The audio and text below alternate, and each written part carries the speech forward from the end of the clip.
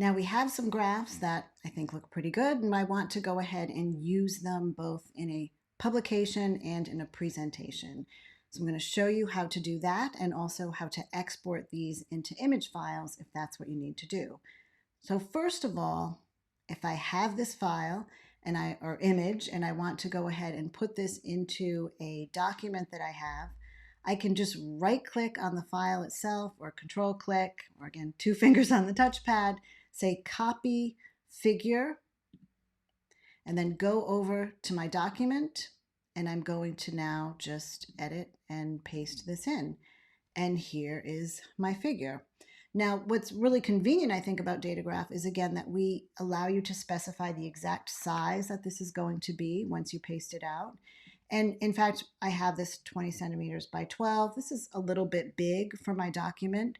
So let's go into here and do a little bit of extra formatting. For example, maybe I actually want this to be times in my document. I could make my font a little bit smaller and go ahead and change my size. Instead of being 20 centimeters, we'll say 10 centimeters, and we'll go ahead and change this to maybe, let's say 8 centimeters. So now you can see this shaping up a little bit. And one of the things I want to really point out to you is this zoom menu. Right now I have this set to 100%. Now on my screen, if I change this to actual, you're not going to see that much change just because of the way my screen is. But however, on yours, it might change quite a bit depending on the number of pixels that you have on your screen.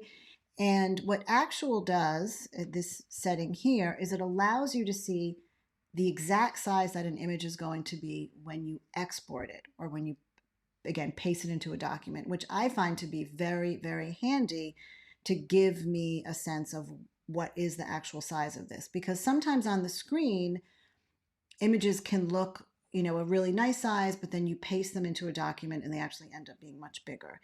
And your image quality is really enhanced by making sure you have created it in the size you want it, and you're not resizing in whatever document you're in. Okay, so a couple of other things here. Maybe I'll go ahead and actually make my font 10 times. And what's happened now to my figure? Well, my legend is too wide.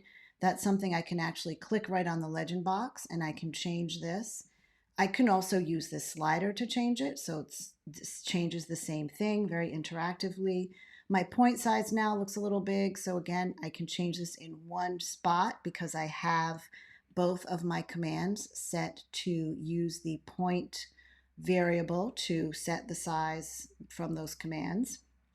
Another thing that I find that I commonly want to do in publications is actually to have the margins on each side be the same. And that's something that we can do within our canvas settings. So if you open up the canvas settings, you'll see that at the bottom here, there is a margin section.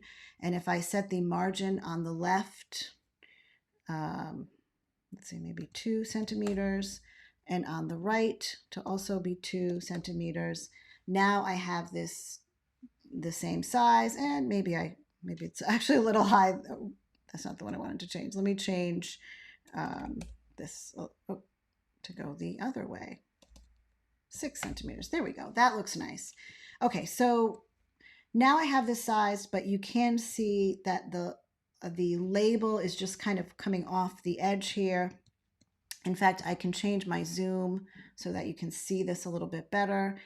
So how is this set? How can I change the distance here between my axis line and my label? This is something set in the axis settings. So if I go into my axis settings, you'll see an option for space for Y and X, currently set to medium.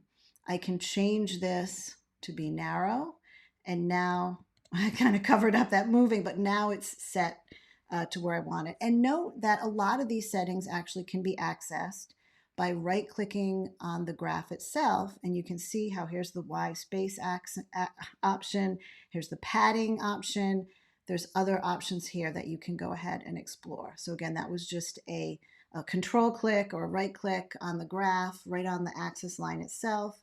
This gives you access to the axis settings. And there's other options you can get just by right-clicking on the graph, box style.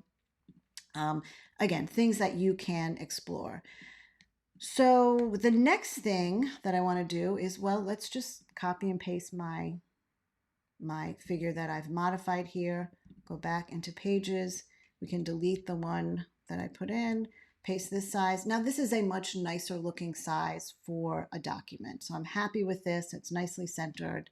Now let's move on to the next file. And this one I want to show you how I would use this in a presentation, not a publication. And when I do a presentation, it actually tends to be something that we need to make much bigger than the size that you see here. So I can go ahead and come over to my sizes. I actually have a size set here, 1200 by 675. And when it's much bigger, you can see it's expanding beyond the range that I have. So I can go ahead and set down the zoom. So again, I have the actual size of the graph here in pixels now, and I have the zoom showing me or allowing me to change how big this is on my screen. What I want to show you is that in Keynote, for example, there is also a zoom setting. So right now this is set to 47%, which is very similar to what I have in DataGraph. And this is helpful because basically what I see on the screen here is about what it's going to look like when I paste it into Keynote because I have the zoom set to be the same. So how am I going to modify this graph for my presentation? Well, I'm definitely going to increase my font quite a bit. I'm going to increase my point size.